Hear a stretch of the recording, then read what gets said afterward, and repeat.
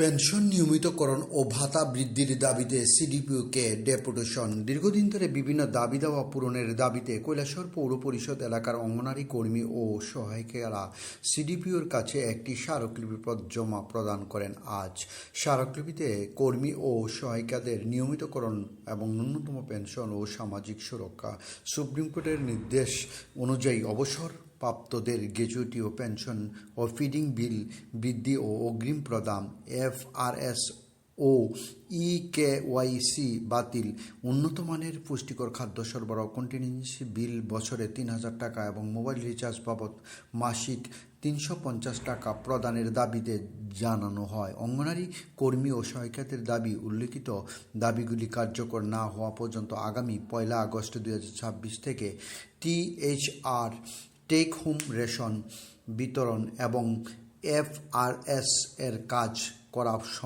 সম্ভব হবে না বলে জানানো হয়। ডিউরি report, Khowai Times Bangla. Workers এবং হেল্পারসদের বিভিন্ন সমস্যাগুলি নিয়ে আমরা দীর্ঘদিন যাবৎ সমস্যায় আছি। তাই আজকে আমরা সবাই কৈলাসহর নগর পঞ্চায়েত থেকে পুর পরিষদ এলাকার সবাই মিলে সিডিপিও স্যারের কাছে স্মারকলিপি প্রদান করেছি। অঙ্গনওয়াড়ি কর্মী ও সহায়িকাদের নিয়মিতকরণ করতে হবে। নিয়মিতকরণ করার সাপেক্ষে ন্যূনতম পেনশন সহ অন্য সকল প্রকার সামাজিক সুরক্ষা দিতে হবে। সুপ্রিম কোর্টের নির্দেশ মতো অবসরপ্রাপ্ত সকল কর্মী এবং সহায়িকাদের গ্র্যাচুইটি এবং পেনশন প্রদান করতে হবে। বাজার দ্রব্যের সঙ্গে সামঞ্জস্য রেখে ফিডিং বিল এর মূল্যবৃদ্ধি করতে হবে। তার সঙ্গে ফিডিং বিল প্রতিটি অঙ্গনওয়াড়ি সেন্টারের অগ্রিম দিতে হবে। তা না হলে সেন্টার চালানো সম্ভব নয়। এফআরএস এবং ইকেওয়াইসি বাতিল করতে হবে।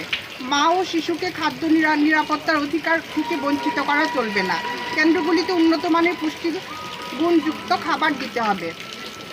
কন্টিনজেন্সি বিল বছরে ৩,০০০ টাকা করতে হবে।